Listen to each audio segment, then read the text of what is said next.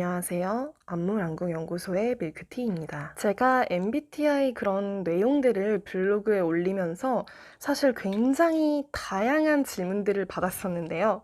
그 중에서도 제일 많이 받았던 질문은 MBTI 궁합, MBTI 관계성 이런 거에 대한 질문이 가장 많으셨어요. 물론 사람마다 질문들 자체는 되게 각양각색이긴 했어요. 그렇긴 한데 카테고리로 보면은 결국 MBTI 궁합이라던가 혹은 어떤 관계성에 대한 질문을 가장 많이들 하셨어요. 예를 들면은 내가 INTJ, 인티제 유형인데 내가 만약에 여자친구를 사귄다면은 어떤 유형이 나랑 가장 잘 맞을까요? 이런 식의 질문도 꽤 있었고요. 아니면은 나는 NFP인데 내가 좋아하는 상대 혹은 뭐 썸녀나 썸남이 EFP예요. 이런 경우 내가 어떻게 그 사람을 공략할 수 있을까요? 이런 식의 질문도 진짜 많았고요. 그리고 그냥 아예 관계 자체를 물어보신 분들도 있었어요.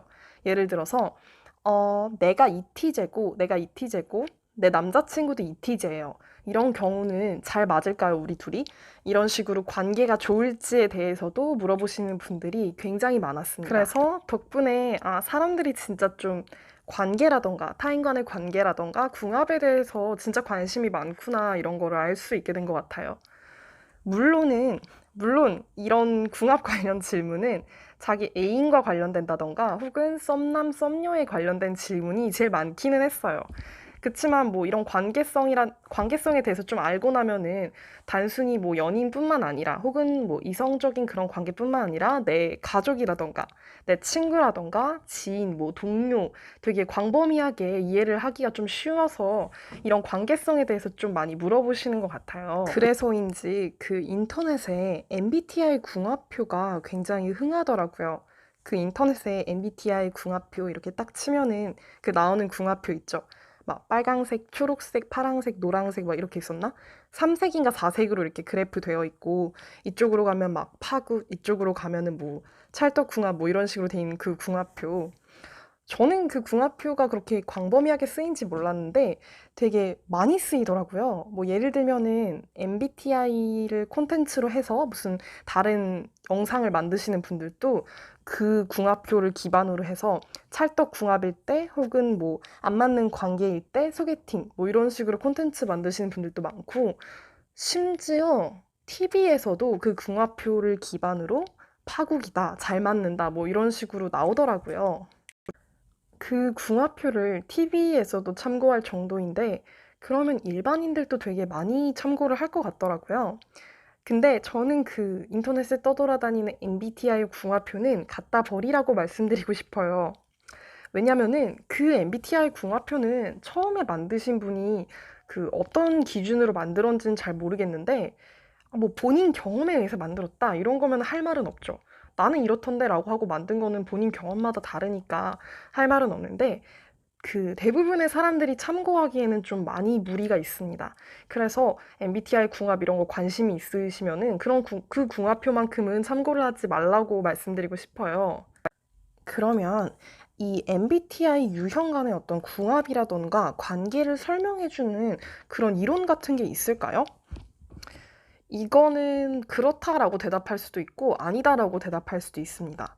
왜 그러냐면은 MBTI의 유형 간의 그런 관계를 설명해주는 이론이라는 게 있기는 합니다. 있기는 한데 이거를 우리는 소시오닉스라고 해요. 이 관계들을 설명해주는 이론이라는 게 있긴 하지만 이것조차도 MBTI 이론에서 정설로 받아들여지지는 않습니다. 그러니까 야설 같은 거예요. 소시오닉스라고 MBTI 유형 간의 그런 관계성, 궁합 이런 거를 설명해주는 이론이 있지만 이것조차도 정설로 받아들여지고 있진 않습니다. 그러니까 MBTI 유형 간의 그런 궁합 같은 건 없어 라고 말하는 게 사실 어떻게 보면은 정답이기는 해요. 그치만 이 소시오닉스 같은 걸 보고 나면 좀 재밌긴 하거든요. 야설이긴 하지만 재미로 참고하기에는 괜찮습니다. 이렇게 MBTI 관계성을 설명해주는 이론이라는 게 있긴 하지만 이것조차 야설이라서 꼭 재미로만 보셔야 돼요. 절대 정설이 아닙니다.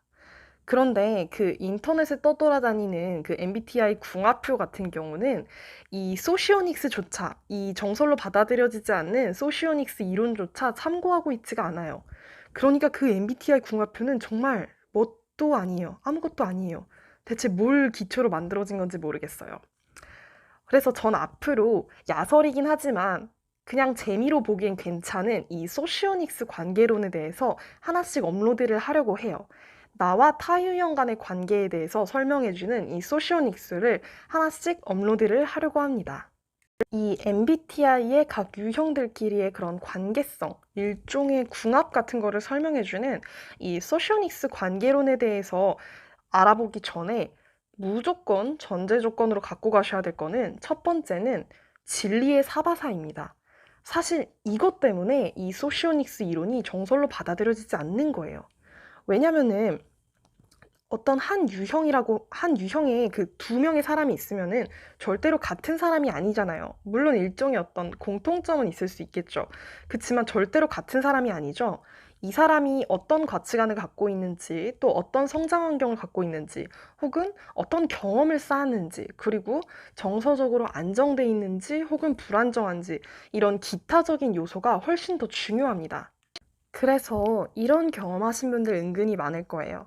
어떤 한 유형을 여러 명을 겪어봤는데 어떤 사람은 진짜 괜찮았는데 어떤 사람은 진짜 별로였더라. 이런 경험하신 분들 꽤 많을 겁니다. 우리가 그 똑같은 레시피를 갖고 요리를 한다고 해도 진짜 별로인 재료와 진짜 솜씨가 별로인 사람이 요리한 것과 진짜 요리 잘하는 셰프가 진짜 최고급 식재료로 만든 거랑 내용 그 결과가 다르죠. 약간 그런 MBTI 유형도 일종의 하나의 레시피 같은 거예요. 그렇기 때문에 그 같은 레시피라고 해서 절대 결과물이 같지 않은 것처럼 사람들도 천차만별일 수밖에 없습니다. 그래서 이 소시오닉스 관계론 쪽으로 나랑 진짜 잘 맞는 유형이라 했는데 아 진짜 안 맞았어. 이런 경험 하시는 일이 굉장히 빈번할 거예요. 왜냐면은 그 사람 자체가 그냥 별로면은 나랑 안 맞을 수도 있죠. 그래서 꼭 진리의 사바사인 거를 명심하고 보셔야 됩니다. 이 진리의 사바사는 그 다른 사람들, 그러니까 나를 제외한 그런 타인들에게도 해당이 되지만 내가 어떤 사람인지에도 해당이 돼요. 우리가 음식을 먹을 때도 되게 편식하지 않고 아무거나 이것저것 다 잘 먹는 사람 있죠. 그냥 처음 보는 음식도 잘 먹고. 이런 사람들도 있고, 반면에 되게 호불호가 명확한 사람이 있습니다. 난 딱 이런 것만 먹어야 돼. 나는 한식만 먹어야 돼. 나 외국 향신료 싫어. 이런 식의 사람도 있고, 또 어떤 사람은 대부분은 잘 먹지만, 두루두루 잘 먹지만, 유독 어떤 특정 식재료를 못 먹는 사람들도 있죠. 예를 들어서 난 다 잘 먹는데 나는 고수는 못 먹겠어. 고수 들어간 건 못 먹겠어. 이런 식의 사람도 있습니다. 그래서 내가 어떤 사람인지도 중요해요. 물론 관계론적으로 나랑 맞고 안 맞고의 약간의 차이는 있긴 하지만 그냥 편식하지 않고 사람을 그냥 두루두루 만나는 사람도 있어요. 특정 어떤 호불호 없이. 반면에 굉장히 호불호가 강한 사람들도 있겠죠. 예를 들면은 나는 내향적인 사람이에요. 그래서 아, 나는 외향형들이랑 있으면은 너무 기가 쫙쫙 빨려. 나는 나처럼 좀 조용하고 내향적인 사람이 편하더라. 이런 식으로 호불호가 명확한 사람일 수도 있어요, 내가. 그래서 이 관계론 자체가 별 의미가 없을 수도 있습니다.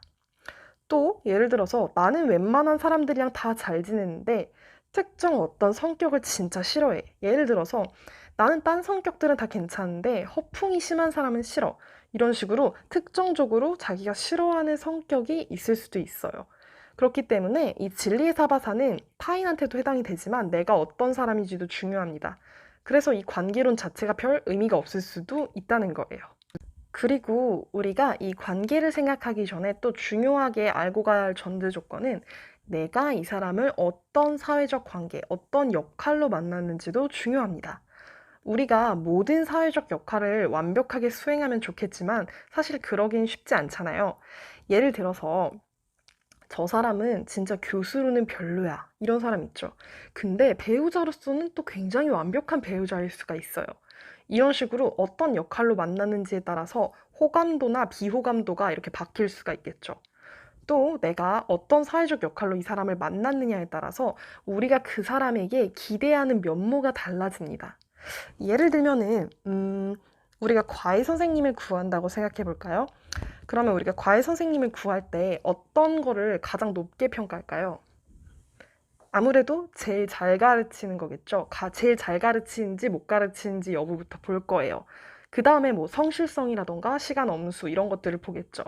그 외에 다른 어떤 장점들은 플러스 요소가 될 수는 있겠지만은 그게 어떤 가장 중요한 조건이 되진 않을 거예요. 자, 예를 들어서 드라마에 나오는 그 스카이캐슬에 나왔던 김주영 쌤 있죠? 그 캐릭터는 굉장히 학부모들이 어, 나의 자식을 가르치길 원하는 그런 그 상담쌤이었어요. 상담? 뭐 입시 지도 쌤이었어요. 근데 그 선생님이 따뜻하고 자상하고 뭐 이런가요? 그런 성격은 아니죠. 근데 효율적이니까 아이를 진짜로 원하는 대학에 보내는 어떤 그런 능력을 갖고 있기 때문에 그 학생들과 학부모들 사이에서 인기가 좋았던 거죠. 그런 것처럼. 근데 만약에 우리가 친구를 사귈 때는 그런 능력을 볼까요? 뭐 그런 능력이 가장 중요하진 않겠죠. 오히려 정이 많은지, 다정한지, 따뜻한지 이런 다른 요소들을 볼 거예요. 그래서 내가 어떤 역할로 그 사람을 만났느냐에 따라서 기대하는 바가 다르기 때문에 우리도 모르게 약간 주는 그런 호감도라던가 점수가 달라집니다. 그래서 관계성 자체가 이 역할에 따라서 달라질 수 있어요. 공적 영역 파트너에서 만났을 때 원하는 바와 친구로 만났을 때 원하는 바는 달라지기 마련이니까요. 어쨌든 저는 앞으로 이 MBTI 소시오닉스 관계론, 각 유형들 간의 관계를 설명하는 영상을 하나씩 업로드를 할 겁니다. 그런데 이 소시오닉스 관계론을 볼 때는 제가 앞서 길게 말한 이 전제 조건을 필수로 깔고 보셔야 합니다. 진리의 사바사라는 거, 그리고 어떤 사회적 역할로 만나는지가 더 중요하다는 거. 왜 자꾸 이렇게 강조하냐면은 가끔 너무 몰입을 하시면은 아니, 나랑 찰떡궁합 유형이라고 했는데 나는 이 유형이랑 관계 진짜 별로였어. 이런 경험하실 수도 있고, 혹은 나랑 별로 안 맞는 유형이라고 했는데 나는 이 관계에 베프 있는데, 제일 친한 친구가 있는데, 라고 생각하는 경험이 있으실 수도 있어요. 왜냐하면 결국 진리의 케바케입니다. 그래서 꼭 관계성은 재미로만 보셔야 돼요. 앞으로 올릴 영상은 각 관계에 대한 짧은 설명 영상을 올릴 거고요. 그리고 그 뒤에는 창작물 속에서 뭐 영화나 드라마나 소설 같은 데서 그 관계성이 보일 때 제가 그걸 참고로 이미지나 이런 걸로 넣을 거예요. 그러니까 설명 보시고 창작물 속에서 이런 관계들이 어떤지를 참고하시면 될 것 같아요. 근데 제가 만약에 영상에 다 이 참고 그 창작물 캐릭터를 못 넣을 경우에는 블로그에다가 또 올릴 거예요. 그러니까 더 많은 창작물 캐릭터를 보고 싶으시면은 블로그 링크에 제가 올릴 테니까 밑에 설명에 그거를 참고하시면 될 것 같습니다.